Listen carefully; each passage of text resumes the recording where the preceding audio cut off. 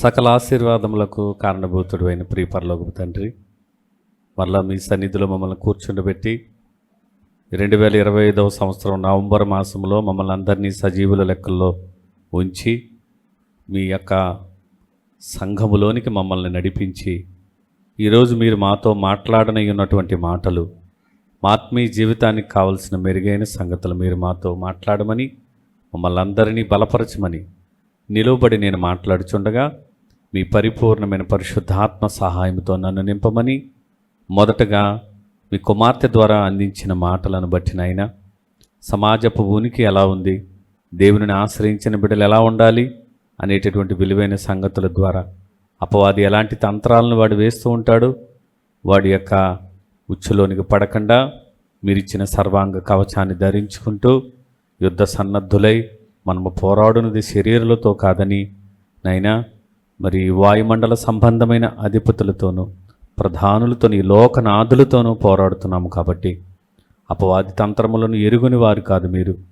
వాడిని ఎదిరించుటకు దేవుడిచ్చిన సర్వాంగ కవచము ధరించుకొని దేవుని బిడ్డలుగా లోకమును జయించడానికి కావలసిన శక్తిని, బలమును సంఘములు ఈరోజు ప్రత్యేకించి కూడుకున్న మీ పిల్లలందరికీ మాకు తోడై ఉండి నడిపించమని, సమస్త ఘనత మహిమ ప్రభావములు మీకు మాత్రమే ఆరోపిస్తూ యేసుక్రీస్తు వారి దివ్యమైన నామములు ఈ ప్రార్థన మీకే సమర్పిస్తున్నాము పరమ తండ్రి, ఆమెన్. దేవాది దేవునికి ఈ మంచి సమయాన్ని అనుకూలపరిచినందుకు ప్రభు అయిన క్రీస్తు ద్వారా ఆయనకు కృతజ్ఞతాస్తుతులు చెల్లిస్తూ కూడి వచ్చిన మీ అందరికీ కూడా ప్రభువు పేరిట నా నిండు వందనాలు తెలియచేసుకుంటున్నాను. ఒకరికొకరు ఉత్తర ప్రత్యుత్తరాలుగా వందనాలు తెలియచేసుకోవడం శ్రేయస్కరం. ప్రియమైన దేవుని వారలారా, గడిచిన కొన్ని వారాలుగా దేవుని గంభీరత అనే విషయంలో భాగంగా 2 ఎపిసోడ్లు నేను మాట్లాడటం జరిగింది. గంభీరత అనే పదానికి అర్థాన్ని చెప్పాను. అలాగే ఏదైనా విషయాన్ని గురించి ఆలోచించే లోతైన, నిజాయితీ గల, శ్రద్ధ గల ఆ తీవ్రతనే గంభీరత అంటారు. మర్చిపోకండి, అంత తీవ్రత మనకు లేదు అని మనం గమనించాం. అలాగే నిన్నటి వారము దేవుడు ఆయన ఉన్నటువంటి ఉనికి, బహుళత్వం ఉంది. ఆ బహుళత్వంలో శరీరధారిగా ఆయన వచ్చారు కాబట్టి ఆయనని ఎలా చూస్తున్నారు, కానీ ఆయన ఉనికి ఏమై ఉందని మనం వెల్లడి చేసుకున్నాం. ఈరోజు కూడా దేవుణ్ణి ప్రేమించే వారికి, అనగా ఆయన సంకల్పము చొప్పున పిలువబడిన వారికి మేలు కలుగుటకై సమస్తమును సమకూడి జరిగించుచున్నాడు దేవుడు. దేవుని ప్రేమించే వారికి ఎలా ఆయన లోతైనటువంటి తీవ్రత గల ఒక విషయం పట్ల ఎంత గంభీరంగా ఆలోచిస్తున్నాడు అనడానికి కొన్ని విషయాలు మాట్లాడుకున్నాం. దేవుని బుద్ధి జ్ఞాన బాహుళ్యములు ఎంతో గంభీరములు. ఆ గంభీరత ఒక తండ్రిని గురించి, ఒక కుమారుడి పట్ల తండ్రి చేసే ఉద్దేశం, సంకల్పము మనకు తెలియదు. కానీ మా తండ్రి ఇలా ప్రవర్తిస్తున్నాడు ఏంటని ఆలోచనలో ఉంటాడు కొడుకు. కానీ ఆ తండ్రి గంభీరత అర్థమైన తర్వాత మా తండ్రి మనసు నేను తెలుసుకోలేకపోయాను అని బాధపడతాడు. అలాగే దేవుడు ఈ మానవాళి అంతటి కొరకు ఆయన గంభీరత ఏంటి అంటే, మనల్ని ముందుగా ఎరిగి ఉన్నాడు అని 5 విషయాలు చెప్తానని మీకు చెప్పాను.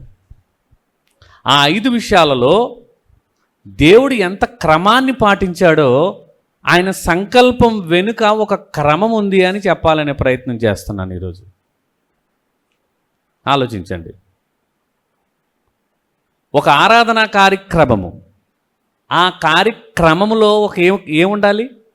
క్రమము ఉండాలి. ఆరాధన కార్యక్రమము. ఆరాధనలో ఒక కార్యము, అది పని అయితే ఆ పనికి ఒక క్రమము ఉండాలి. ఆరాధన కార్యక్రమం అనగానే మొట్టమొదట మనం చేసేది ఏంటి చెప్పండి? ప్రార్థన. అంతేనా? మీకంటే ముందు వచ్చి ఇక్కడ కొంతమంది ప్రార్థన చేస్తూ ఉంటారు. ఆ తదుపరి పాటలు పాడే సమయానికి మనం అందరము 2వ క్రమంలో మనం వస్తూ ఉంటాం. ఆ తదుపరి స్తుతి ఆరాధనకు వచ్చారు తమ్ముడు. ఆ 2 ఆయనకి లేవు. లేవంటే మరి బాధ్యతలు ఉన్నాయి కాబట్టి ఆయన పని ఆయన చేస్తున్నాడు. ఇప్పుడు అనకపోతే ఇప్పుడు మళ్ళీ నా ఆటో మీరే నడుపుకుంటూ అంటాడు. అంటే క్రమము చెబుతున్నాను. ప్రార్థన చెయ్యాలి, పాటలు పాడాలి, స్తుతి ఆరాధన చెయ్యాలి. ఆ తర్వాత వాక్య పఠనానికి వచ్చేవాళ్ళు మరికొంతమంది. ఇది క్రమమా? ఏది? ఆరాధన క్రమానికి 4 క్రమమే. కానీ ఆ క్రమంలో ఎక్కడ ఏ క్రమంలో ఉన్నామని ఆ క్రమాన్ని మనకు తెలియపరచుకోవాలి. చెప్పండి, ఎప్పుడు ఉండాలి?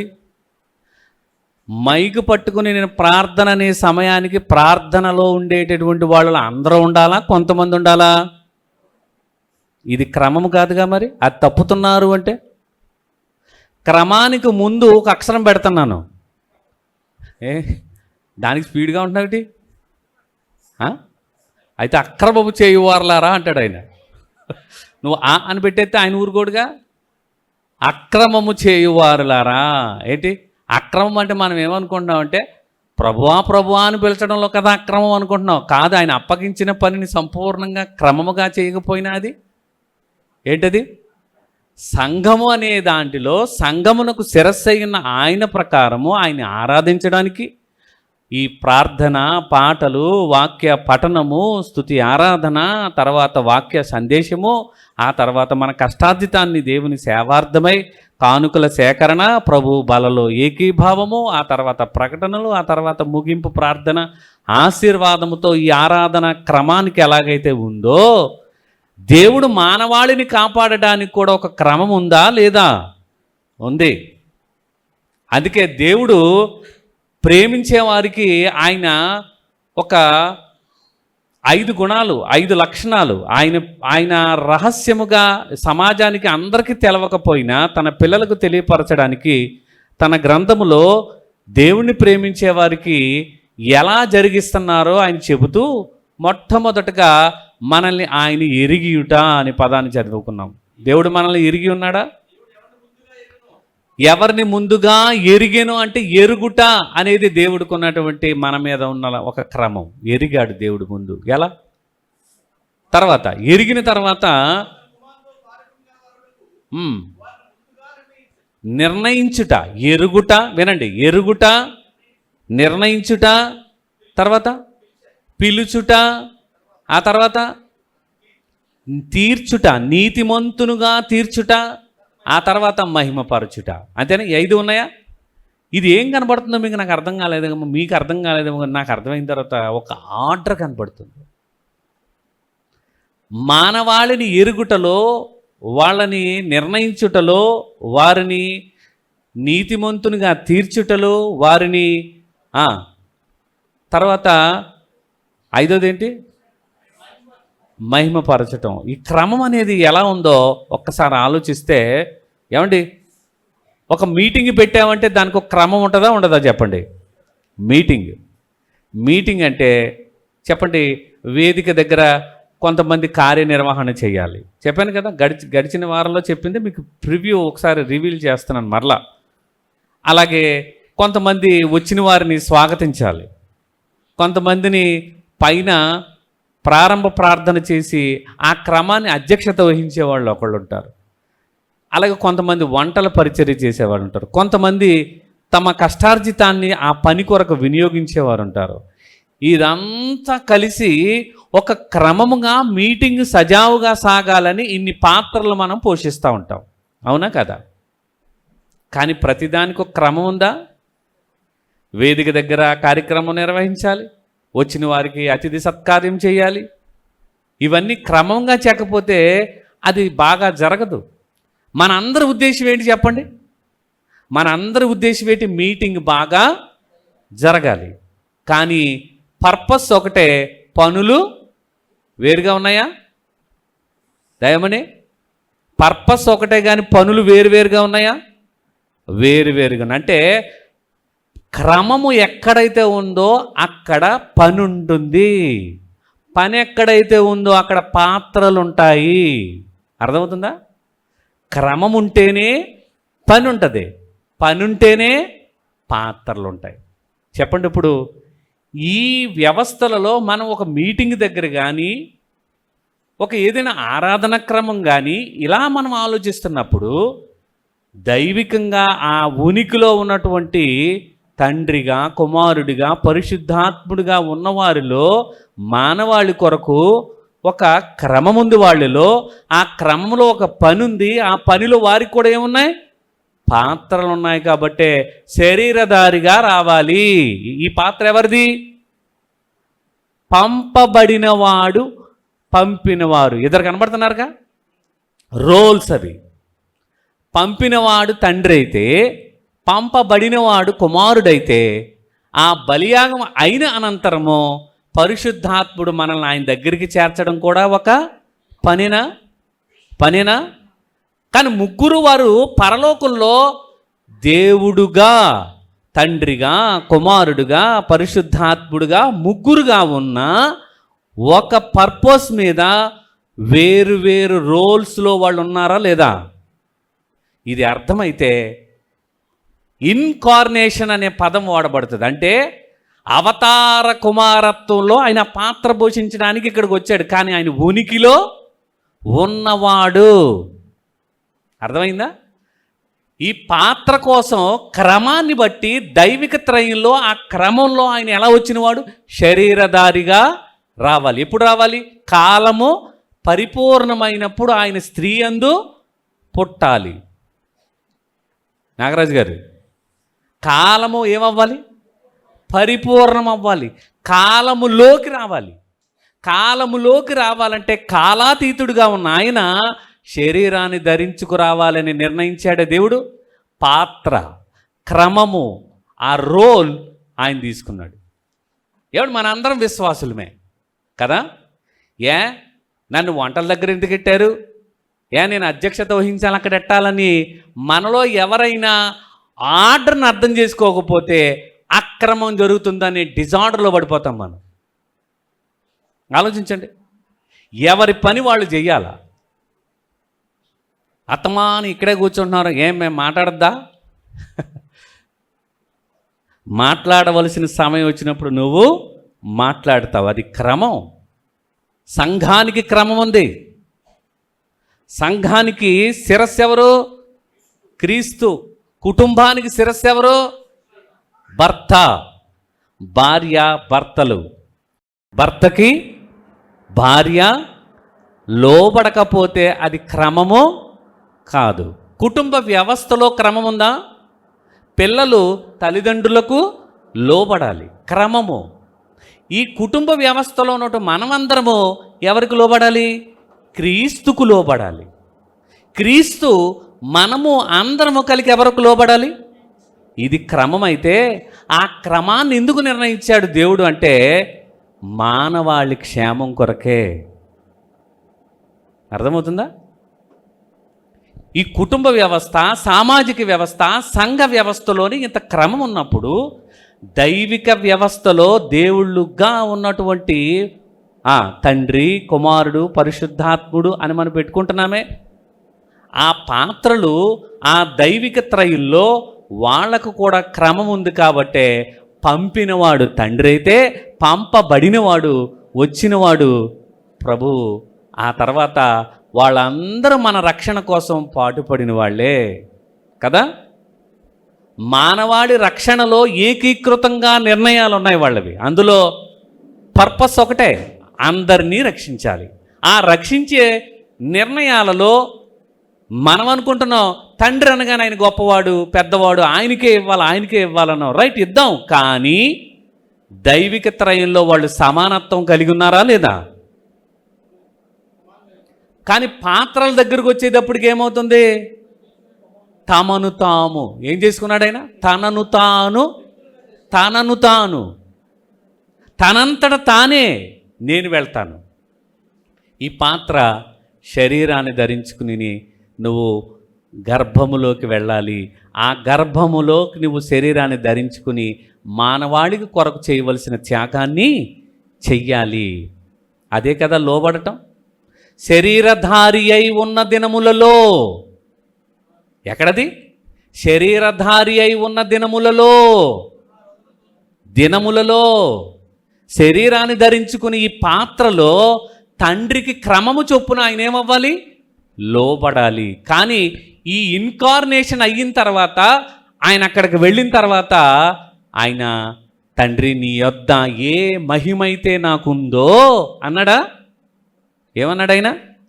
తండ్రి నీ యొద్ద ఏ మహిమైతే నాకుందో అది మరలా నాకు తిరిగి పాత్ర అయిపోయిందిగా.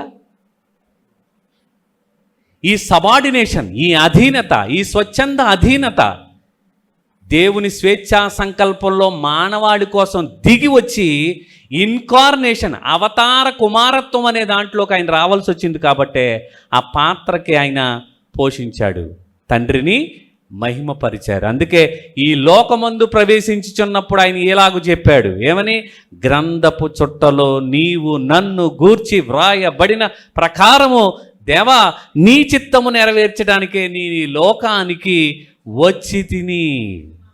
పుట్టి తినన్న కాడే మనం ఆగిపోయాం, కానీ ఆయన వచ్చాడా? చెప్పండి, వచ్చాడా? ఉంటేనే కదా వస్తారు. మరి మధ్యలో ఏంటి పుట్టినవాడు అంటున్నావు ఏంటి నువ్వు? నీకు అర్థం కావడం కోసం కన్యక గర్భవతి అయి కుమారుని కనాలి. ఈ ప్రవచనం ఏమవ్వాలి?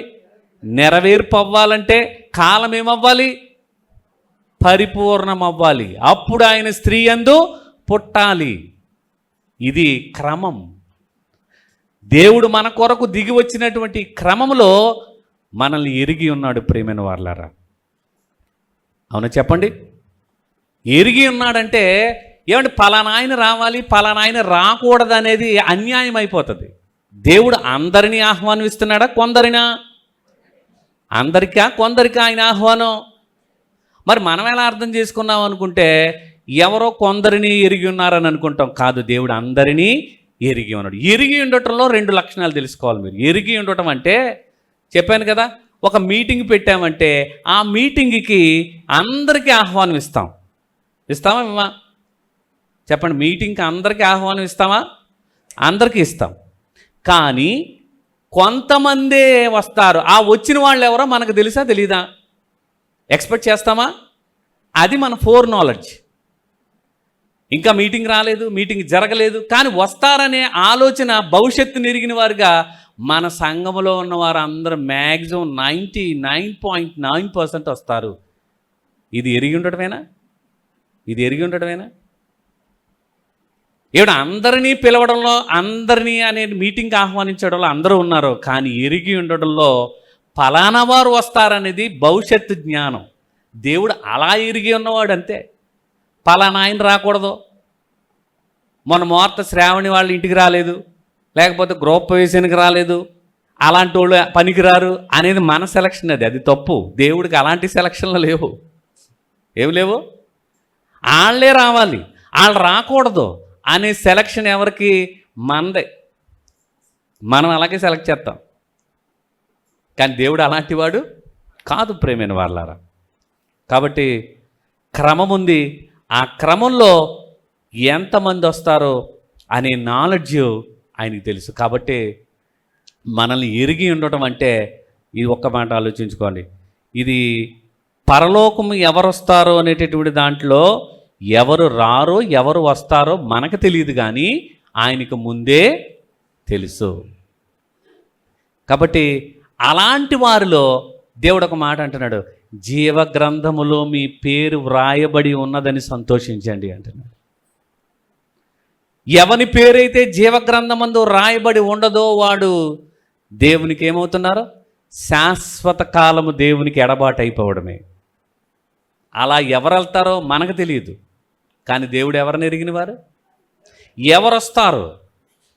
ఆ వచ్చే గుంపులో నువ్వు ఆశీర్వాదం పొందే గుంపులో ఉండాలంటే దేవుడు నిన్ను ఎరిగి ఉన్నటువంటి గుంపులో నువ్వు ఉండాలి. మనకు మనం ఎరిగి ఉన్నామంటాం కాదు. నేను పలానా వాళ్ళకి తెలిసి, నాకు పలానా వాళ్ళు తెలిసి అని అనుకోవడం కాదు. అసలు నువ్వు దేవుని చేత ఎరుగబడిన వాడవా? ఆలోచించండి. మన భక్తి మనకు ఏం పుట్టించాలి? ధైర్యం. మన నిరీక్షణకు ఆధారం. ఎక్కడ నీ నిరీక్షణ? ఎక్కడికి వెళ్ళాలని? అంటే దేవుడు ముందుగానే ఎరిగి ఉండటం అంటే మన ఉద్దేశాల ప్రకారం ఆలోచించుకోవడం కాదు. పరలోకానికి పిలుపు అందరికీ ఉంది, కానీ అందులోకి ఎవరొస్తారో అనేది తెలిసిన వాడే దేవుడు. అందుకే ఒకప్పుడు దూరస్థులం, కానీ ఇప్పుడు ఎవరు మనం దేవునికి? చెప్పండి. దేవుని చేత మరి బాగుగా ఎరుగబడిన వారమైతే నీకు తెలుస్తుందా నీ ఎంపిక ఎంత గొప్పదో? నిన్ను ఆయన ఎరిగి ఉన్నాడంటే నిన్ను నిత్య జీవంలో దేవునితో పాటు తన తండ్రి యొక్క కుడిపార్శ్వమున కూర్చున్న ఆయన పక్కన నిన్ను కూర్చోబెట్టాలని ముందుగా లోకములో నుంచి ఇక్కడికి రప్పించి నిన్ను ఎరిగి ఉన్నాను అంటున్నాడు. ఇంకా నీకు ఆయన యొక్క జ్ఞానం అర్థం కాలేదంటే అందరినీ దేవుడు అందరినీ పిలిచాడు. అందరి పిలుపులోనూ అందరూ రారు కానీ కొందరే వస్తారు. ఆ గుంపులో నేను ఉండాలని, అలాంటి గుంపులో ఒకవేళ నన్ను ఎంపిక చేసుకుంటే నేను ఎంత ధన్యుణ్ణి అని ఆనందపడాలి ప్రియమైన వాళ్ళారా. మా బంధువులు నన్ను పక్కనెట్టారు, లేకపోతే మా సంఘంలో కొంతమంది నాతో సరిగా మాట్లాడరు. ఈ కాదు నీవు ఎరిగి ఉండటం. దేవుని చేత నేను ఎరుగబడిన వాడనా కాదని చెక్ చేసుకుంటే దేవుడు ఎందుకు మనల్ని నిర్ణయించుకున్నాడు చెప్పండి? కొంతమందిని. అందుకే మనకి మిస్లీడ్ చేసుకోకుండా వాక్యం ఎప్పుడు కూడా మనల్ని విభేదించదు. యాకోబును ప్రేమించాను, యాసావును ద్వేషించాను. ఇక్కడ మనం చూస్తుంటే ఒకరిని వద్దంటున్నాడు, ఒకరిని కాదంటున్నాడు, ఒకరు రమ్మంటున్నాడు, ఒకరిని ద్వేషిస్తున్నాడు, ఒకరిని ప్రేమిస్తున్నాడు. అంటే దేవుడు అన్యాయస్తుడు కాదు. చెప్పిన ఆయన అన్యాయస్తుడా కాదు. ఏంటి మరి? యాకోబు పెరిగి పెద్దవాడై ఒక జాతిగా, ఆ జాతిలో నుంచి కొన్నింటి గోత్రాలుగా, ఆ గోత్రాలలో నుంచి తదుపరి రాజ్యాలుగా, ఆ రాజ్యం విభాగింపబడి అందులో నుంచి క్రీస్తు వస్తారు. ఆ క్రీస్తు రాజ్యం సదాకాలం ఉంటుంది. అలా ఆ సంఘ వ్యవస్థను ఏర్పాటు చేయడానికి నేను యాకోబుని ఏం చేశాను? ప్రేమించాను.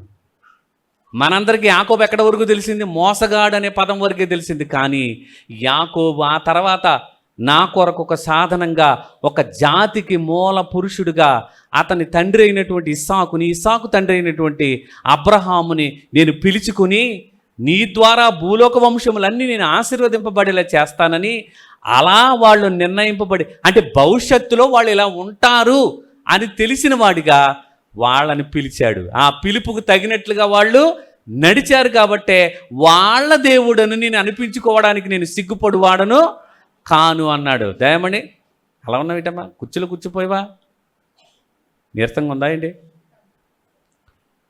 నిన్ను చూస్తుంటే నాకు వచ్చింది, నేను ఎక్కువ ఏం చెప్తున్నానా, నేను ఇప్పుడే నిద్ర జోకెట్టేస్తున్నాను అన్నట్టుగా ఉంది అనిపిస్తుంది. ఏం లేదు కదా, రెడీ, నాకు బాగా తెలుసు. అంటే నాకు కళ్ళ ముందుంటే నీతో నాకు అదే ప్రమాదం. Right, very good. సంటి ఒకడు నువ్వు ఒకడు నాకు బాగా టార్గెట్ కింద ఉంటారు, ఏమనుకోకండి. రైటా?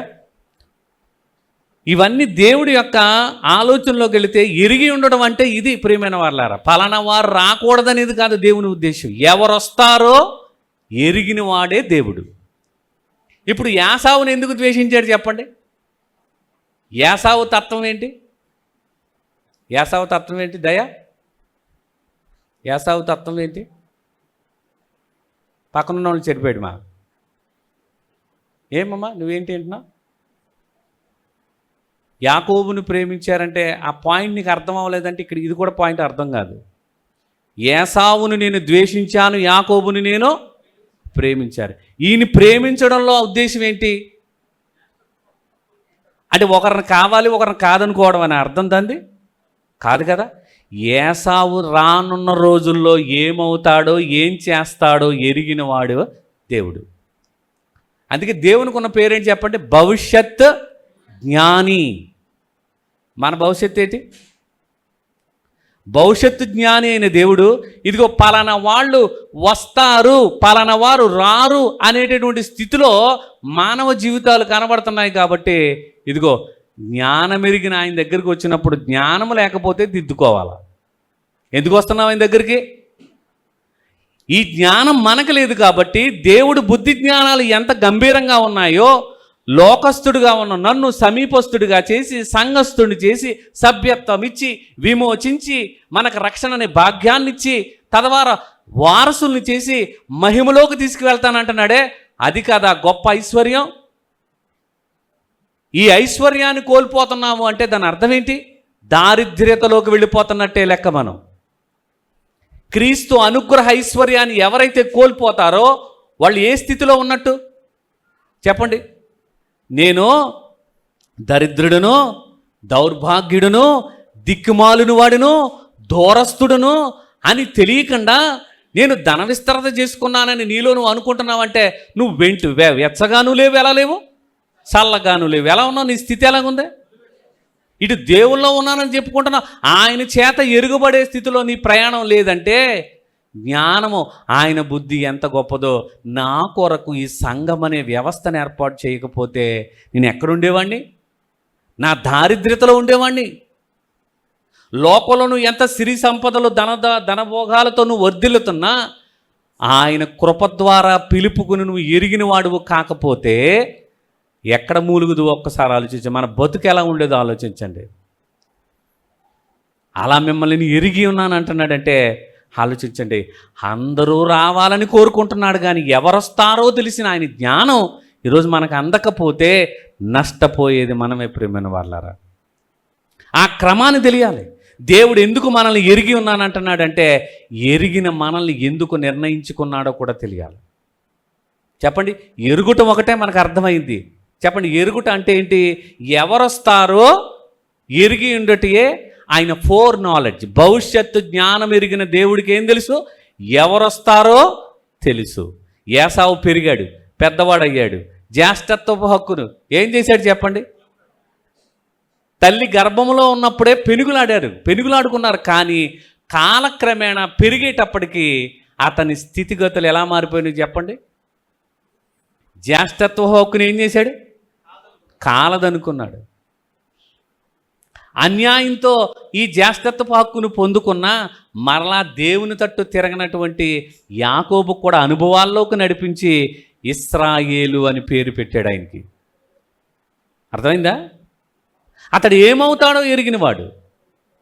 ఎందుకంటే మనుష్యునితో పోరాడినవాడు, పెనుగులాడినవాడు, దేవునితో పోరాడినవాడు. ఇలాంటి పట్టుదల కలిగిన వారే ఒక రానున్న రోజులలో ఒక జాతికి మూల పురుషుడుగా, అబ్రహాము కుమారుడుగా, ఇస్సాకు కుమారుడుగా యాకోబుని నేను ప్రత్యేకపరుచుకున్నాను. అందుకే ఇశ్రాయేలు నా జ్యేష్ఠ కుమారుడు అన్నాడంతే. అంత ఉన్నత స్థితిని ఇవ్వడమే ఆ జ్యేష్ఠత్వం.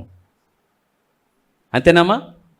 ఇశ్రాయేలు నా జ్యేష్ఠ కుమారుడు అంటే జ్యేష్ఠత్వం అనేది దేనికంటే ఉన్నత స్థితికి. ఒక జాతినే ఎన్నుకున్నాడంటే ఆ జాతిని ఒక ఉన్నత జాతిగా తీర్చిదిద్దబోయేవాడే దేవుడు.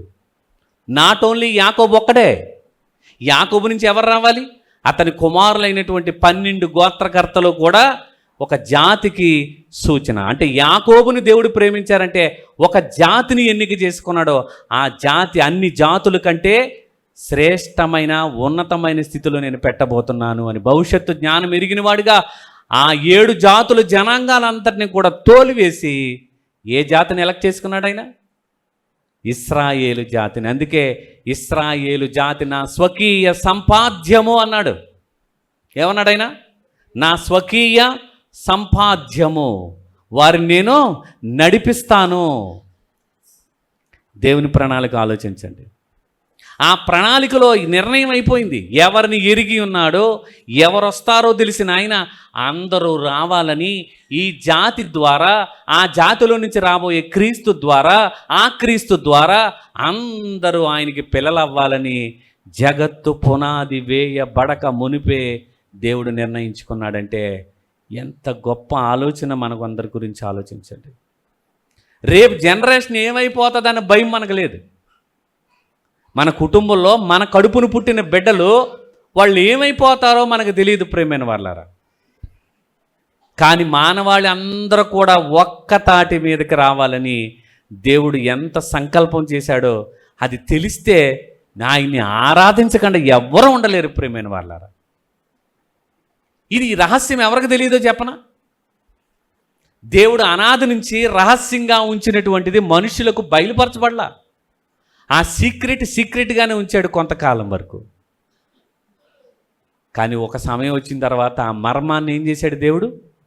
బయలుపరిచాడు. ఎలా బయలుపరిచాడు? ఆది నుంచి తన పరిశుద్ధ ప్రవక్తల నోట చెప్పుకుంటూ వస్తూ, ఇదిగో ఈ ఒక మర్మము చెబుతున్నాను. ఆ మర్మం ఏంటంటే, సువార్త ద్వారా అన్ని జనులు కూడా రక్షణ పొందాలని దేవుడు ఎప్పుడు నిర్ణయించుకున్నాడట? ఎప్పుడు? అనాది కాలములోనే నిర్ణయింపబడిన బలి. ఆయన పుట్టిన తర్వాత 33.5 సంవత్సరాలు జీవించిన తర్వాత బలి అయ్యాడని మనం అనుకుంటున్నాం. కానీ బలి కాకముందే, ఏదేను తోటలో మానవాళి ఉద్భవించక ముందే ఎవరు రావాలని నిర్ణయించుకున్నాడు ఆయన? లోక పాపాన్ని మోసుకొని పోయే దేవుని గొర్రెపిల్ల రాబోతుందన్న సంకల్పంలో, ఇదిగో మానవాళి వస్తారు, మానవాళి వచ్చిన తర్వాత తప్పు చేస్తారు, తప్పు చేసిన వారికి విమోచన కార్యము నేను జరిగిస్తాను.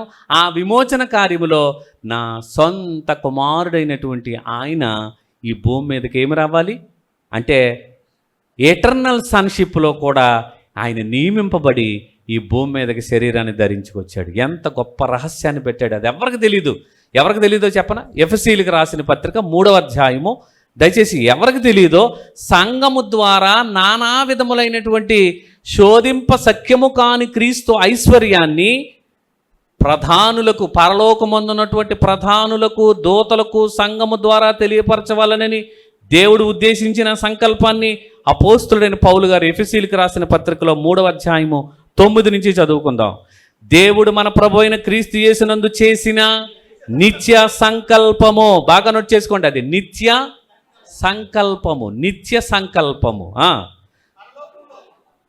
ఆ పరలోకములో ప్రధానులకును అధికారులకును, ఎవరి ద్వారా? పరలోకంలో ఉన్నటువంటి ప్రధానులకు అధికారులకు సంఘము ద్వారా తన యొక్క నానా విధములైన జ్ఞానము ఇప్పుడు తెలియపడవలనని ఉద్దేశించి శోధింప సఖ్యము కాని, అది అండర్లైన్ చేసుకోండి, శోధింప సఖ్యము కాని క్రీస్తు ఐశ్వర్యము ఎవరిలో ప్రకటించాలి? అన్యజనులో ప్రకటించుటకును. ఎవరో సృష్టించింది? సమస్తమును సృష్టించిన దేవుని యందు పూర్వకాలమునటి మరుగయ్యున్న ఆ మర్మము, మరుగయ్యున్న ఆ మర్మము, ఆ ఏర్పాటు, ఆ ఎన్నిక, ఆ ఎరుగుదల, ఆ పిలుచుట, ఆ నిర్ణయం తర్వాత వారిని నీతిమంతులుగా తీర్చడం, ఆ తీర్చిన వారిని మహిమపరచడం, ఇవన్నీ ఎవరి ద్వారా జరగాలని దేవుడు నిర్ణయించాడు? క్రీస్తు అనుగ్రహ ఐశ్వర్యం. అంటే క్రీస్తును కలిగి ఉన్నావంటే నువ్వెవరు? ఐశ్వర్యవంతుడు. అది శోధింప సఖ్యము కాని క్రీస్తు అనుగ్రహ ఐశ్వర్యం మర్మంగా ఉంది ఒకప్పుడు. ఆ మర్మం ఏంటో చెప్పనా? ఇది బయలుపరుస్తున్నాడు. అది ఎవరికి తెలియదు అంటున్నాడు? పరలోకంలో ఉన్న ప్రధానులకు తెలియదు, అక్కడ ఉన్నటువంటి అధికారులకు. కానీ మన ద్వారా తెలియపరచబడాలని దేవుడు నిర్ణయించాడంటే, ఈ సంఘస్థుడు అయ్యావంటే నీ ద్వారా ఏంటి దేవుడు ఇంత ప్లాన్ చేశారండి. అన్ని జనులుగానే ఉన్నారు కదా. ఇప్పుడు పరలోకంలో మాకు ఒక కుటుంబం ఉంది, అక్కడ మేము దేవదూతలుగా ఉన్నాం, దేవుడు ఉన్నాడు, పరిశుద్ధాత్ముడు ఆయన కుమారుడు ఉన్నాడు. ఈ ప్రజలందరినీ అక్కడికి ఎలా చేరుస్తాడు? అసలు ఎలా చేర్చే అవకాశం ఉందని అది ఆలోచించుకుంటున్నాయట. అవన్నీ అటు తెలియట్లేదు. అసలు దూతల లోకం అంటూ ఒకటి ఉందిగా, ఆత్మల లోకం అంటూ ఒకటి ఉంది కదా. అదృశ్య లోకమేనా అది? బాబు ఇలా ఉన్నారేటి? అదృశ్య లోకంలో ఆత్మల లోకమేనా అది? అక్కడ మంచివి ఉన్నాయా? మరి మరి మరి భూమి మీద మనం ఉన్నాం, మరి దురాత్మలు ఎక్కడున్నాయి? చెప్పర్లేదు, బాగా చెప్పావమ్మా, చెప్పు పర్లేదు. పూర్తి చేయి పరిగెత్తి. అన్నం ఇంత పెడతావా, మొత్తం పెడితే వాయుమండల సంబంధమైన దురాత్మల సమూహం ఎక్కడ తిరుగుతున్నాయి? పైన పరలోకంలో స్థానం లేదు, భూమి మీద స్థానం ఉంది. ఎవరిని ఆవహిస్తాయి? శరీరాలను ఆవహిస్తాయి. కానీ ఈ శరీరంలో రానప్పుడు ఎక్కడ ఉంటాయి? ఈ శరీరంలోకి ఆ దురాత్మలు రానప్పుడు వాటి నిలయం ఎక్కడ? వాయుమండల సంబంధము అంటే ఆకాశములో, పరలోకానికి భూలోకానికి మధ్య ఉన్న స్పేస్, శూన్యంలో, ఆకాశంలో అక్కడ తిరుగుతున్నాయా లేవా అవి? అందుకే కదా అంటాడు, ఒక ఇల్లు అమర్చి ఉండడు చూసి నీరులో నీరు లేని చోట్ల తిరుగుతున్నాయి అవి. ఎక్కడ తిరుగుతున్నాయి? మరి నీరు ఎక్కడుంది? నీరు ఎక్కడుంది? ఇదిగో నాకు ఇచ్చిన బాటిల్లో ఉందంటారా ఇది? నీరు ఎక్కడుందంటే ఈ నిర్మాణం, సృష్టి నిర్మాణం చేసినప్పుడు క్రింది జలములు మీది జలములు వేరగునుగాక అని చేశారా దేవుడు? దాంట్లో వచ్చిన విశాలమే ఈ శూన్యం, ఈ స్పేస్. మరి మీది జలములు, మరి నోవాహు జలప్రలయనప్పుడు పైనున్న జలములు తూములు విప్పబడాలంటే ఎక్కడి నుంచి రావాలి? అవి రాకుండా వాటికి ఎలాగా ఒక దర్పములాగా ఆకాశంలో అలా దానికి ఒక గాజు చూస్తే పైనని కనబడతాయి. అలా పైనున్న నీరుని రాకుండా కట్టడి వేశాడే. ఇప్పుడు ఆ మీది జలములు క్రింది జలములు మధ్యలో ఉన్నటువంటి ఆ నీరులోని చోట్ల అవి ఏం చేస్తున్నాయి? దురాత్మలు ఉన్నాయి, మంచి ఆత్మలు ఉన్నాయి. అవునా? దేవుని దగ్గర ఉండేవన్నీ కూడా వీటికి సంబంధం లేదు, కానీ అవి ఆలోచిస్తున్నాయి. అసలు పరలోకంలో ఉన్న కుటుంబంలో ఉన్న వారిని, భూలోకంలో ఉన్న ఈ చెడిపోయిన కుటుంబాలను అనగా మనుషులు, మానవాళిని అందరినీ కలపడానికి ఏ ప్లాన్ వేసి ఉంటాడు ఆయన? ఇది ఎవరికి తెలియలేదట?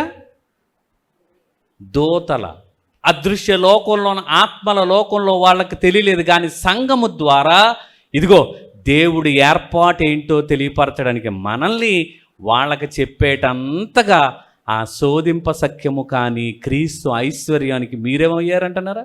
పాత్రులయ్యారు. అలా మిమ్మల్ని అందరినీ ప్రేమించి ఆయన మిమ్మల్ని ఎరిగి ఉన్నాడు, మిమ్మల్ని నిర్ణయించుకున్నాడు అంటున్నాడండి. ఒక మాట చెప్తాను వినండి. జైలు అనగానే ఎవరికది? నేరస్తులకు. Very good. జైలు ఎవరికయ్యా? నేరస్తులకు. స్కూల్ ఎవరికి? విద్యార్థులకు. పార్లమెంటు ఎవరికి? ఎంపీలకి, ఎమ్మెల్యేలకి. అసెంబ్లీ పెట్టింది పలానా వాళ్ళు రాకూడదనా, పలానా వాళ్ళే రావాలనా? లేదు. ఆ వ్యవస్థ ఎందుకు ఏర్పాటు చేశారంటే ఆ ఎంపిక ఎవరంటే నేరస్తులకు ఒక విభాగం ఎలాగో, ప్రజల చేత ఎన్నుకోబడే మెంబర్ ఆఫ్ పార్లమెంట్ ఎలాగో దేవుని చేత నిర్ణయింపబడి పరిశుద్ధులుగా ఉండడానికి పరిశుద్ధులకు పరలోకం నిర్ణయించబడింది. తప్పేమనుందా? పరలోకం ఎవరికి? ఇప్పుడు పరిశుద్ధులకు. ఈ పార్లమెంట్లోకి అందరూ రావాలి. పార్లమెంటుగా సభ్యునిగా ఎంపికైన వాళ్ళందరూ అక్కడ ఉండాలి. అది న్యాయమేనా? అవునా? లేదా అందరూ వెళ్ళిపోయి కూర్చుంటారా? అందరికి వెళ్తానికి లేదుగా. పార్లమెంట్లో పలానా వాళ్ళే రావాలని కూర్చోబెట్టడానికి కాదు అది కట్టింది. ఎవరైతే ఎంపిక చేయబడ్డారో, ఎవరైతే నిర్ణయింపబడ్డారో ఆ నిర్ణయింపబడిన వారికి ఆ పార్లమెంట్ ఎలాగో అలాగే దేవుని చేత నిర్ణయింపబడినటువంటి మనలను కూడా దేవుడు అక్కడ పరలోకంలో మనల్ని కూర్చుండబెట్టడానికి దేవుడు నిర్ణయించాడు. ప్రియమైన వాళ్ళరా, అంటే పరలోకానికి పరిశుద్ధులే రావాలనే దేవుని ఎన్నిక కార్పొరేట్ ఎలక్షన్ లాంటిది అన్నమాట. నిర్ణయాల్లో 2 రకాలు ఉంటాయి. పలానా వాళ్ళే రావాలి, పలానా వాళ్ళు రాకూడదు. దేవుడు అలాంటి నిర్ణయాలు కాదు, అందరూ పరిశుద్ధులైన వారే అక్కడికి రావాలనే నిర్ణయం. అది అర్థమైందా? ఎవరు పడితే వాళ్ళు వచ్చేస్తానికి కాదది. ఎవరు పడితే వాళ్ళు అక్కడికి వెళ్ళిపోలేరు. కానీ ఎవరైతే పరిశుద్ధులుగా తీర్చబడతారో ఆ పరిశుద్ధులకే పరలోకం అన్న నిర్ణయం దేవునిది. ఇందులో మంచి ఉందా చెడు ఉందా చెప్పండి. మీరే మీ ఇంట్లో పలానా వాడు ఎవరో మన పక్కింట్లో వాళ్ళ దగ్గర ఇలాగా 50 రూపాయలు ఓ చోట 150 ఓ చోట ఒక చిన్న బాటిల్ ఎడితే మళ్ళీ వచ్చేటప్పుడు తీసుకుపోయాడు, ఇలా చూసేటికి లేడు, మనిషి లేడు, అవి లేవు అని మీకు తెలిసిందనుకోండి, రెండో రోజు మీ ఇంట్లోకి అతను వస్తున్నాడని తెలిస్తే మీరు రానిస్తారా? ఎందుకు రానివ్వట్లేదు? అపవిత్రులు, పాపాత్ములు, పాపము చేసేవారు ఆ లోకానికి అర్హుడు కాదు. మన ఇంట్లోకే మనకు అలాంటి వారు అర్హుడు కానప్పుడు పరలోకం పరిశుద్ధులకేనా అర్హత? అలా నిర్ణయించాడా? లేకపోతే ఎవరు రాకూడదు, నేను పలానా వాడిని పిలుస్తాను, చంటి పాటలు పాడతాడు, తర్వాత ఏం చేస్తాను ఆయన నువ్వు ఇలా అయితే ఎలాగమ్మా 1 గంట తెచ్చి మమ్మల్ని వెళ్ళిపోవాలి ఎలాగా అని ఈ మధ్య తను కూడా ఏం చేస్తాడు, ప్రాబ్లమ్స్. కానీ పాపం ఎన్నో పాత్రలు పోషిస్తున్నాడు. ఆయనకి ఇస్తాడు అని ఆయనగా పలానా ఆవిడ అమాస్కి పొన్నానికి వస్తుంది అని చెప్పి పలానా వాళ్ళు రాకూడదని అలాంటిది ఆ నిర్ణయం లేదు. ఎవరైతే పరిశుద్ధులుగా ఉన్నారో అందరూ కూడా పరలోకం రావాలనే నిర్ణయం అది మంచిదా కాదా చెప్పండి. ఇప్పుడు మంచిదేనా? ఎరిగి ఉండడం అంటే మనం ఎలా అర్థం చేసుకున్నాం, నిర్ణయించుకోవడం అంటే ఎలా నిర్ణయించుకున్నామంటే మీకు చిన్న ఎగ్జాంపుల్ చెప్తాను. మ్యాగ్నెట్ ఉంది, అయస్కాంతం, దేన్ని ఆకర్షిస్తుంది? స్రవంతి తలవాలు చేసేవేటమ్మా, నీరసంగా ఉందా? చూడు, మ్యాగ్నెట్ దేన్ని ఆకర్షిస్తుంది? ఇనుమును ఆకర్షిస్తుంది. ప్లాస్టిక్ని ఆకర్షిస్తుందా? ఆకర్షించదు. ఇప్పుడు మనం కూడా ఎలాంటి ఎగ్జాంపుల్ చేసుకున్నామంటే దేవుడు పాపాత్ముల్ని అంగీకరించడు, దేవుడు ఎలాంటి వారిని? పరిశుద్ధుల్ని అంగీకరిస్తాడు. అంటే దేవుడు పరిశుద్ధులకే పరలోకం అన్నాడు కదని కాదు. ఆ వ్యవస్థలోకి రావాలనేది దేవుని నిర్ణయం. దుర్మార్గుడు తన దుర్మార్గతను బట్టి నశించడం దేవునికి ఇష్టము కాదు. దుర్మార్గుడు పశ్చాత్తాపపడి ప్రభువా నన్ను క్షమించు అని పరిశుద్ధుడిగా ఉండడానికి వస్తాడు. ఎరిగి ఉన్నవాడు ఆ నిర్ణయం నీకు అర్థమవుతే నేను పరిశుద్ధులుగా రావాలంటే ఏం చేయాలని అడుగుతావు, నమ్మి బాప్తిస్తావు. నీ పాపములు ఏం చేస్తావు? కడుక్కుంటావు. ఎవరు నా పాపములకు విమోచకుడని నమ్ముతావు? ఆయన ఎప్పుడు నిర్ణయింపబడని నమ్ముతావు? పోయిందంతే. జగత్తు పునాది వేయబడక మునిపే నిర్ణయించుకున్నా ఆయన రావాలి శరీరధారిగా, పాపాలకు క్షమాపణగా నన్ను ఎవరైతే హృదయమందు విశ్వసిస్తారో వారు నీతిమంతులుగా తీర్చబడాలని దేవుడు ఏర్పాటుందే. ఆ ఏర్పాటులోకి నువ్వు రావడానికి సిస్టమ్ పెట్టాడనమాట, వ్యవస్థ, సంఘం అనే వ్యవస్థ. ఆ సంఘము దేవుడు స్వరక్తమిచ్చి సంపాదించింది. దేనికో తెలుసా? అందరూ రావాలని యూనివర్సల్గా అందరికీ ఇచ్చాడా పిలుపు? ఎస్. కానీ ఎవరైతే పరిశుద్ధత కలిగి జీవిస్తారో వారికి మాత్రము ఆ పరలోకం నిర్ణయింపబడుతుంది. ఇందులో దేవుడు మంచి చేశారా చెడు చేశారా చెప్పండి? మంచి.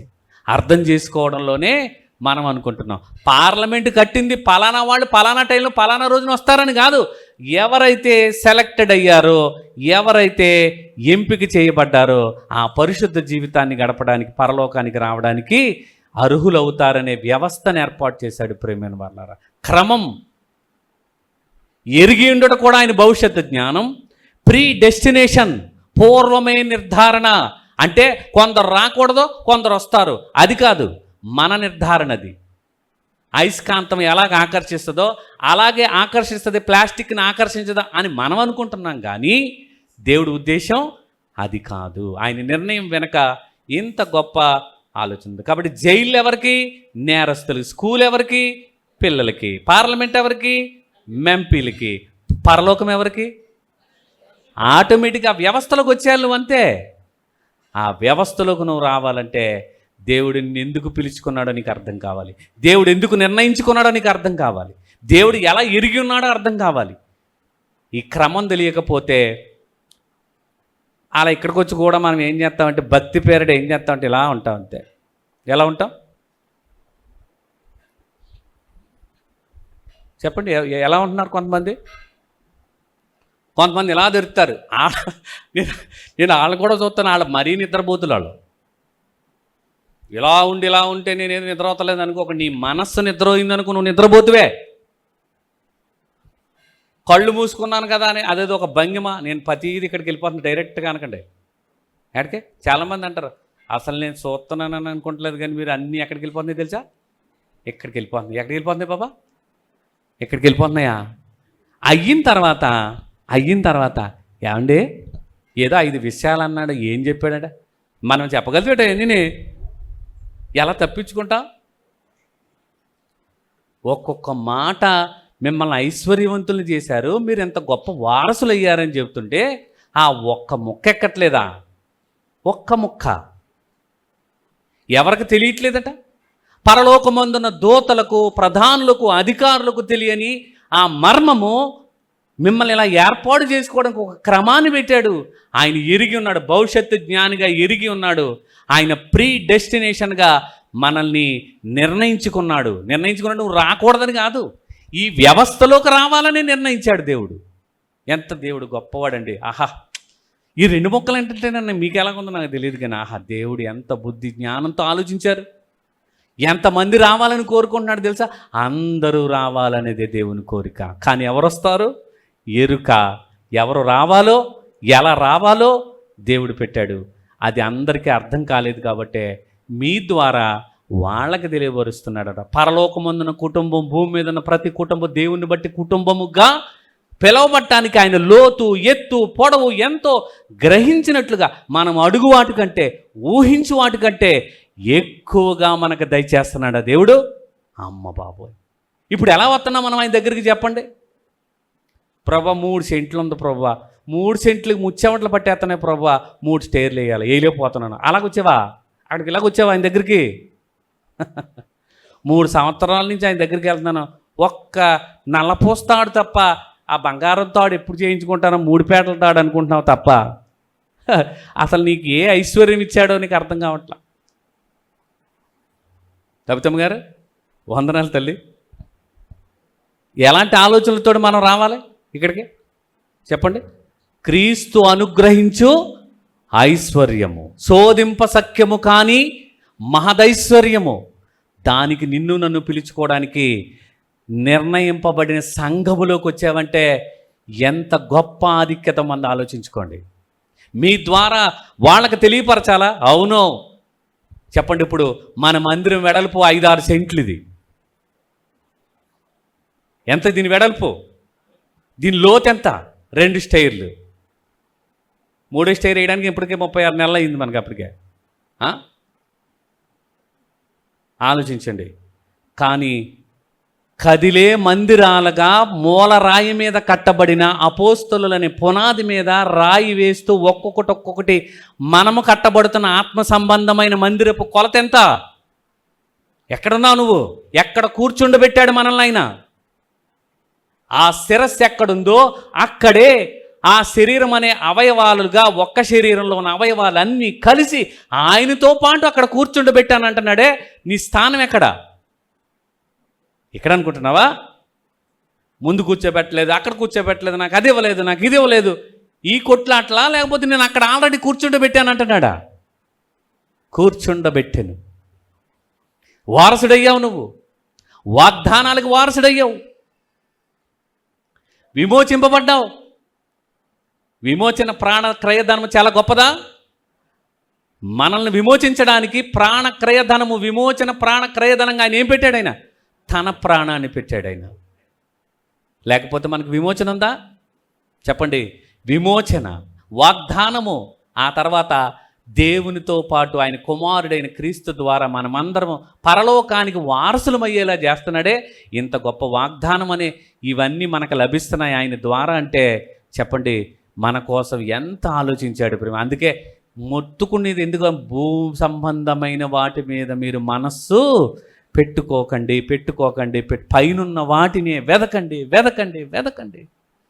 దేన్ని వెతుకుతున్నారు? తెల్లారు లెగితే వెతుకులాట అంతా దేని కొరకు? పైనున్న వాటి కొరక? ఎవరు ఏ ఆశ కలిగి ఉన్నారో ఆలోచించండి. ఈ మర్మము ప్రవక్తల ద్వారా దేవుడు వెల్లడి చేసింది. ఆ మర్మమై ఉన్న క్రీస్తుని మీరు తెలుసుకున్నారంటే, ఆయనను అంగీకరించారంటే ఇప్పుడు సంఘస్థులయ్యారు, సంఘ సభ్యులయ్యారు. సంఘం అంటే ఇప్పుడు చెప్పండి దాని కొలత, దాని ఎదుట ఏమి నిలవనేరమన్నాడు ఆయన? పాతాళ లోక ద్వారములు దాని ఎదుట నిలువ నేరవు. అంటే మరణ బలము గలవాడు కూడా మన ఎదుట నిలవబడలేడు. కానీ మన భయం అంతా దేనికో చెప్పండి? తెల్లారులెగితే అశుభవార్తలు విన్నామంటే అడిలిపోయి మళ్ళీ 3 రోజులు భోజనం చేస్తలేదు మనం. 30 ఏళ్ళంట. ఎవరు అన్నారు? పేపర్లో జోసఫ్ బ్రదర్ చెప్పారు. పేపర్లో పాస్టర్ గారు ఏం అనారోగ్యం లేదట, ఏమీ అసలు పెయిన్ కానీ అలాంటిది ఏమీ లేదు, కానీ సడన్గా చాలా చిన్న వయసు అని చెప్పేసి అన్నారు. అప్రాక్సిమేట్గా 40 years ఓల్డ్ ఏమో, చిన్న వయసే, చనిపోయారంట. కలర్ మారిపోయిందంట. ఆ వార్త తినగానే అక్కడ ఉన్నవాళ్ళందరూ చనిపోయి చక్కగా అక్కడ ఉంటారండి అనుకోవట్లేదు. అయ్య బాబోయ్ అలా చచ్చిపోవడం ఏంటి, 40 ఏళ్ళకి చచ్చిపోవడం ఏంటి? ఏ భయంతో బ్రతుకుతున్నాం మనం? ఏ భయం? మరణం నాకు ఎప్పుడు చేతదా అని భయంతో బతుకుతున్నాం. మరణానికి నేను స్వాగతిస్తానని వెళ్ళే రోజులు లేవు కదా, ఉన్నాయా? ఈ భూమి మీదే బ్రతకాలని ఆశ ఎక్కువైపోతుంది రాను. కానీ నిజంగా నువ్వు తెలుసుకుంటే చావు అయితే నాకు ఎవరికి లాభం అన్నాడు పౌలు గారు అన్నారు. అంతే, నా మట్టుకైతే అన్నాడు. అందుకే ఎవరిని పడితే అని అంటలేదైనా, నా మట్టుకైతే బ్రతుకుట క్రీస్తే, చావు అయితే ఎక్కడ లాభం? ఈ వ్యాధి, బాధ, ఇబ్బందులు, ఇరుకులు, అసూయలు, ద్వేషాలు, కలహాలు, మత్సరాలతో నిండిపోయి ప్రతి దినము ఎలా బ్రతుకుతున్నామో మనకు తెలుసు. చేస్తున్న భక్తికి వచ్చే ప్రతిఫలం ఏంటో కూడా తెలిసిపోతుంది. కానీ అది కనపడట్లేదేంటి? ఇవన్నీ తగ్గించి అంటానే ఉంటున్నాం ఎప్పుడు చూసినా.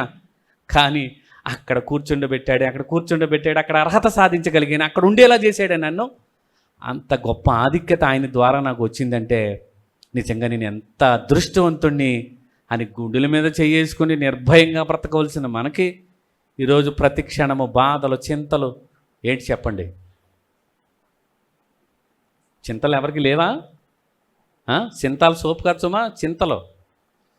చింత ఆయన అనేవారు, పెద్ద ఆయన వెళ్ళిపోయిన ఆయన అనేవారు, యోహాన్ గారు ఏదో అనేవారు, ఎక్కడికే చితికెళ్ళిపోయినా చింత మట్టికి మాత్రం మిమ్మల్ని, చితికెళ్ళిపోయేంత వరకు కూడా మీ చింత మిమ్మల్ని వదలదు అంటున్నారు. చెప్పండి, ఎవరిని వదిలింది చింత? ఎవరి చింతలవి.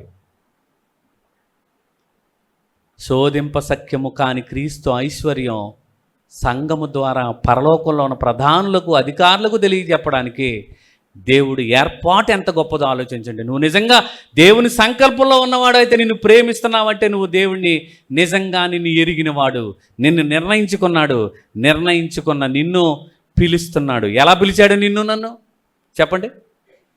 నీ దగ్గర 7 కాసులు నగలన్నీ ఉన్నాయని పిలిచేటి నేనేమైనా 7 వారాల నగలు ఉన్నాయని కానీ, నువ్వు 4 అంతస్తులు ఉన్నాయని నిన్ను పిలవలా.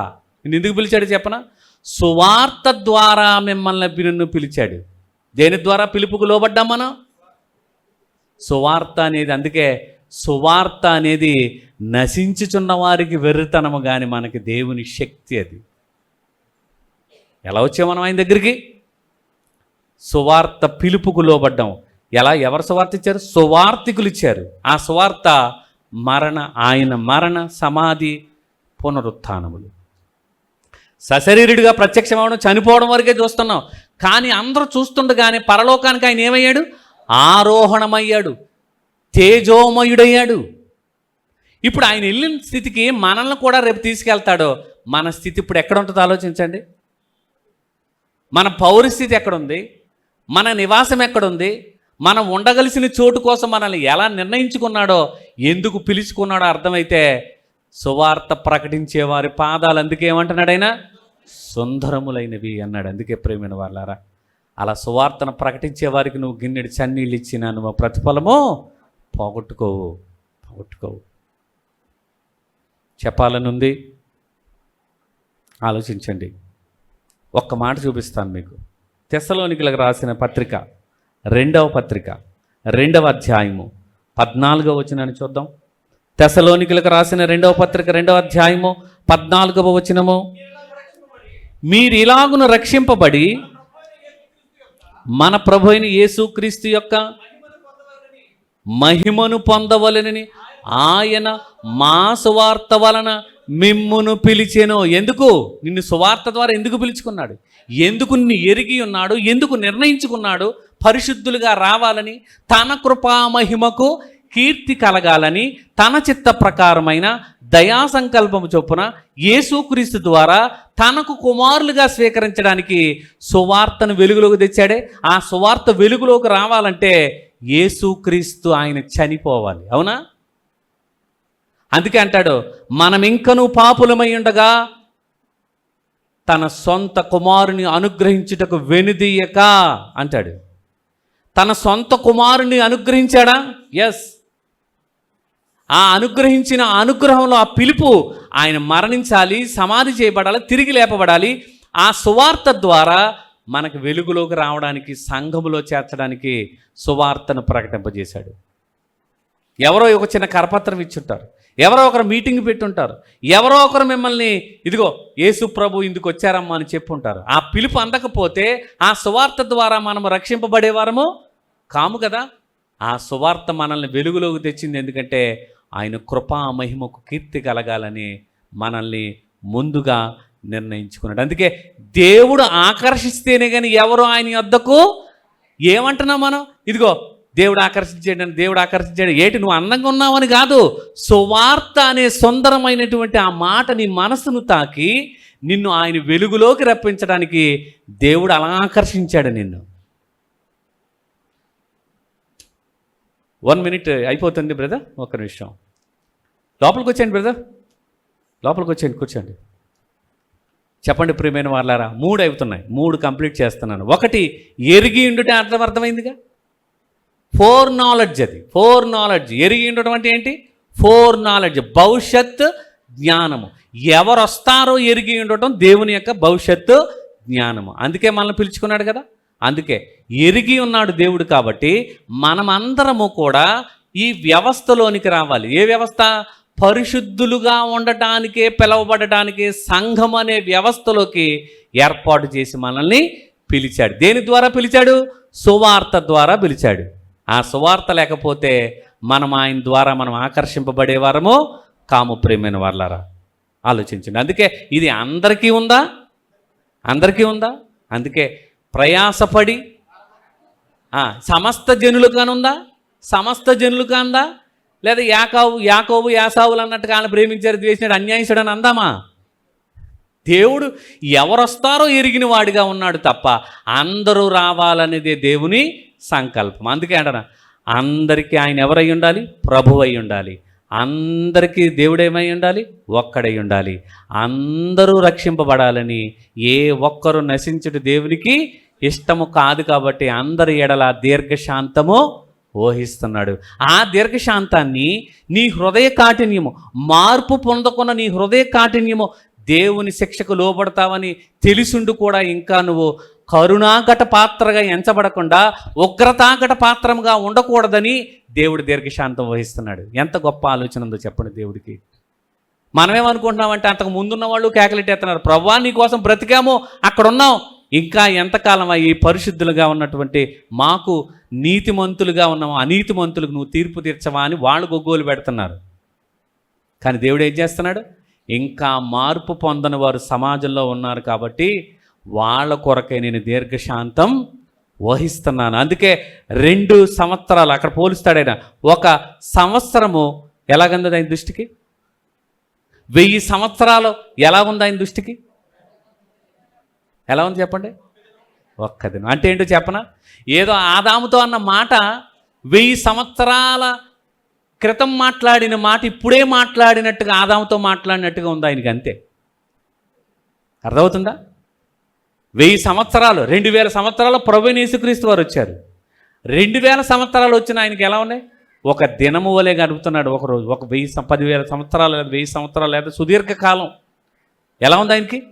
1000 సంవత్సరాల కాలం ఒక దినము వలె, గతించిన దినము వలె, నిన్నటి దినము వలె. నిన్న ఆదాంతో మాట్లాడాను కదా, ఆ కుమారుడు వస్తాడు కదా, ఆ కుమారుడు చేంజ్ చేస్తాడు, అందరినీ తన యొద్దకు చేరుస్తాడు కదా. 2000 సంవత్సరాలని 2 రోజులుగా చూస్తున్నాడంటే దేవుడు అంతటా అందరూ మారు మనసు పొందాలని దేవుడు ఏం చేస్తున్నాడు? ఎదురు చూస్తున్నాడు. లేకపోతే ఈ సృష్టి అంతా ఏమైపోయేది? లయమైపోతుంది. రెడీగా ఉంది. కానీ దేవుడు అంత దీర్ఘశాంతం వహిస్తున్నాడు. ప్రేమైన వాళ్ళారు చెప్పండి, ఈ రక్షణ దేవుడిచ్చిన ఉచితమైన వరం కదా. అందుకే కృప ద్వారానే మీరందరూ ఏమయ్యారంటున్నాడు? రక్షింపబడ్డారు. కృప ద్వారానే మీరు రక్షింపబడ్డారు. అలా సువార్త ద్వారానే పిలువబడ్డారు. అలాగ ఆయన ఎంపిక చేసుకుని, నిర్ణయించుకుని మనల్ని నీతిమంతులుగా తీర్చాడు. తీర్చాడా? ఉచితంగా తీర్చాడా? లేదా నువ్వేమన్నా కట్లట్టుకొస్తేనే నేను తీర్తానన్నాడా? ఏమన్నాడు? యేసు ప్రభువని నోటితో ఒప్పుకొని, ఏమనాలి? యేసు ప్రభువని నీ నోటితో ఒప్పుకొని హృదయమందు విశ్వసించి అక్కడితో ఆపుకుపోకుండా విశ్వాసానికి ఏం జోడివ్వాలి? క్రియ జోడి అవ్వాలి, క్రియ జోడి అవ్వాలి. విశ్వసించాను కదా, నేను వెళ్ళిపోతాను కదా అని కాదు. విశ్వాసమునకు క్రియలు కూడా జోడి అయ్యి నీతిమంతులుగా తీర్చబడిన నీవు నేను పాపములకు శుద్ధీకరణ చేసుకుని పాపములకు ప్రక్షాళన కలిగిన తర్వాత నీ కళ్ళ ముందు కనబడుతున్న వారిని ప్రేమిస్తూ ఆయన వచ్చే సమయానికి నువ్వు యోగ్యులుగా నిలబడగలగాలి. అలా నిన్ను మహిమపరచడానికి నేనున్నాను అంటున్నాడు. ఆ మహిమపరిచేది ఎప్పుడు మహిమపరచబడతాం మనం? ఎప్పుడు? ఈ భూమి మీద ఉన్నంత కాలము ఈ పాపపు భూయిష్టమైన లోకంలో బ్రతుకుతాం. కానీ ఎప్పుడైతే ఈ శరీరాన్ని విడిచామో వెంటనే రాబోయే లోకంలో మనకి ఆయనతో పాటు ముఖాముఖిగా ఆయన చూస్తూ ఆయన మహిమలో పాలివారం అయ్యేటట్టుగా నేను మరలా వస్తాను అని చెప్పి అనేకులలో తన కుమారుడు జ్యేష్ఠుడగునట్లుగా మనల్ని నిర్ణయించుకున్నాడు. ప్రథమ ఫలం ఎవరు అవ్వాలి చెప్పండి? మృతులలో నుంచి లేపబడిన వారిలో ఎవరు ప్రథమ ఫలముగా ఉండాలి? అది జ్యేష్ఠత్వం. అర్థమవుతుందా? జ్యేష్ఠుడు అనగానే మనోళ్ళు ఎలా మొదలెట్టారు? ఆయన పెద్ద కుమారుడు. జ్యేష్ఠుడు అంటే ఒక మాట చెప్తానండి. ఇశ్రాయేలు నా కుమారుడు, నా జ్యేష్ఠపుత్రుడు అన్నాడా లేదా? ఇశ్రాయేలు నా జ్యేష్ఠ కుమారుడు అన్నాడు. అంటే ఇశ్రాయేలు అనగానే ఒక వ్యక్తిని గురించి అన్నాడా, ఒక జాతిని గురించి అన్నాడా?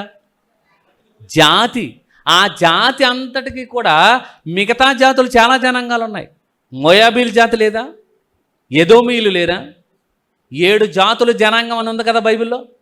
ఆ జాతుల కంటే ఈ జాతి శ్రేష్టమైనదిగా ఉన్నతమైనదిగా దేవుడు చూపించడానికే జ్యేష్ఠుడు అని పెట్టాడు అంతే.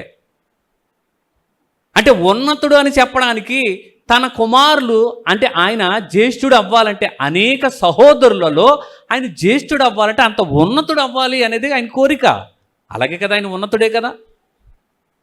ఆకాశమందే కానీ, అంటే పరలోకమందు కానీ, భూమి అందు కానీ, పాతాళమందు కానీ ప్రతి మోకాలు యేసు దేవుడని ఒప్పుకోవాలండి, ప్రభువని స్తుతించాలి, కురియోస్ అనాలి.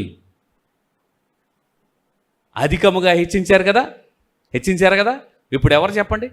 మృతులలో నుంచి ప్రథమ ఫలగా లేపబడంలోనే క్రీస్తు జ్యేష్ఠుడయ్యాడా మనందరికంటే? జ్యేష్ఠుడేనా? కాబట్టి జాతిని ఎలా ఎంపిక చేసుకోవడానికి జ్యేష్ఠుడు అని అన్నాడో ఆ లెక్కన అనుకుంటే మరణ జ్యేష్ఠుడు అనే పదం కూడా బైబిల్లో ఉంది. మరణం కూడా జ్యేష్ఠుడా?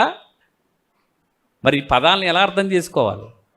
జాతి ఎంపిక ఎలాగైందో అది శ్రేష్టతగా అన్ని జాతుల కంటే ఈ జాతి ఎంత ప్రత్యేకింపబడిందో, సహోదరులు ఎంతమంది ఈ భూమి మీద ప్రజలు ఉన్నారో వారందరికంటే ఆయన ఉన్నతుడుగా ఉండడానికే జ్యేష్ఠుడు అనే పదాన్ని అక్కడ చెప్పడం జరిగింది ప్రేమైన వాళ్ళారు. కాబట్టి చెప్పండి, అనేకులలో తన సహోదరులు జ్యేష్ఠుడగినట్లుగా దేవుడు ఆయనని మన కోసం నిర్ణయించుకుని ఎరిగి ఉన్నాడు. అలాగే ముందుగానే నిర్ణయించుకున్న తర్వాత పిలిచాడు సువార్త ద్వారా. పిలిచిన మనల్ని నీతిమంతులుగా తీర్చిన మనల్ని మహిమపరుస్తూ ఆయనతో పాటు అక్కడ కూర్చుండబెట్టాడంటే ఇది చెప్పండి, నిజంగా దేవుడు బుద్ధి జ్ఞాన బాహుళ్యం ఎంత గొప్పదో ఆలోచించండి. ఇది ఒక్కరికైనా అందరికీనా? చెప్పండి. అన్యాయస్తుడా దేవుడు? న్యాయమైనదే ఆయన తీర్పులు. ఆయన తీర్పులు శోధింప నసఖ్యములు, పట్టజాలనివి. కానీ దేవుడు ఇదిగో పరిశుద్ధ గ్రంథంలో అపోస్తలుడైన పౌలు గారు ఎఫెసీ సంఘానికి రాస్తూ ఆ మర్మము ఇప్పుడు బయలుపరిచి దేవదర్శనం వల్ల నాకు అనుగ్రహింపబడింది, దాన్ని నేను రాశాను, మీరు చదవండి. ఆ మర్మం ఏంటో మీకు అర్థమవుతుంది. ఆ మర్మం ఎవరో కాదు, క్రీస్తుని ఈ లోకానికి పంపించి మనలందరినీ కూడా పరలోక నివాసులుగా కూర్చుండబెట్టడమే ఆయన ఎన్నిక. కార్పొరేట్ ఎలక్షన్ అది. అందరూ రావాలి, అందరూ నీతిమంతులుగా తీర్చబడాలి, వారిని మహిమపరచాలని ఈ ఆర్డర్ ప్రకారమే దేవుడు తన పరిశుద్ధ ప్రవక్తల ద్వారా తెలియపరిచి అపోస్తుల ద్వారా చెప్తున్నారు. నిజంగా మీరు దేవుని ప్రేమించేవారైతే, మీరు ఆయన ఎరిగి ఉన్నవారైతే పరిశుద్ధమైన ప్రవర్తనతో, భయముతో, వణుకుతో మన సొంత రక్షణను ఏం చేయాలి? ఇప్పుడు కొనసాగించుకోవాలి తప్ప ఏదో వస్తున్నాం సంఘంలోకి, ఏదో వెళ్తున్నాం, అమ్మాయి ఆదివారం వచ్చేసింది, అమ్మాయి వచ్చి వెళ్ళిపోతున్నాను, ఇలాంటి భ్రమలలో బ్రతకద్దు. ఉన్నతంగా ఆలోచించండి. ఆ సంఘానికి ఇచ్చిన ఆధిక్యత ఎంత గొప్పదో, పరలోకంలో ఉన్న ప్రధానులకు, అధికారులకు తెలియని ఆ మర్మాన్ని మీకు నాకు తెలియపరిచాడు దేవుడు. చెప్పండి, సువార్త ద్వారా మనం పిలువబడి మహిమపరచడానికి దేవుడు ఎంత ఏర్పాటు చేశాడు. ఆ క్రమంలో నిన్ను నన్ను నిలబెట్టాడు. గొప్ప ధన్యత కదా. ఇదే క్రీస్తు అనుగ్రహ ఐశ్వర్యం. చెప్పండి, మీరు ఇప్పుడు ఏం పట్టుకెళ్తున్నారు? ఒక సంపద, ఐశ్వర్యం. క్రీస్తుని కలిగి ఉన్నానంటే నేను పరలోకంలో కూర్చుండబెట్టే అధికారము, అర్హత నాకు ఇచ్చాడు దేవుడు. అలాంటి ధన్యత నాకు లభించింది అని ప్రతి ఒక్కరూ ఆయనను మహిమపరుస్తూ తన కృపా మహిమకు కీర్తి కలిగినట్లుగా మనల్ని అందరినీ తన దయా సంకల్పము చొప్పున నిర్ణయించుకున్న ఏర్పాటు మనది. ఎంత గొప్ప ఏర్పాటు! అప్పుడు అనండి, ఆహా. నిజం తెలిస్తే మీరు ఏమంటారు? ఆహా, బుద్ధి జ్ఞాన బాహుళ్యములు ఎంత గంభీరం ప్రభువా. ఈ గంభీరత అర్థం చేసుకోక బుర్రలు పాడైపోతూ ఉంటాయి మనకి. అవునా? అర్థమైతే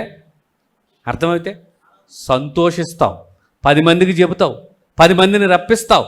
నీ పిలుపు అంత గొప్పది, నీ ఏర్పాటు అంత గొప్పది, ఆయన నిర్ణయం అంత గొప్పది.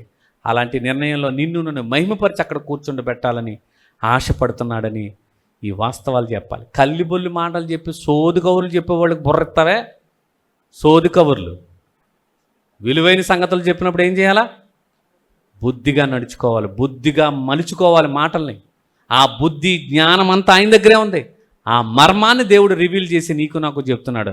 ఇంతకంటే ఐశ్వర్యం ఏదంటే చెప్పండి. దాన్నే మనం దాచుకుందాం.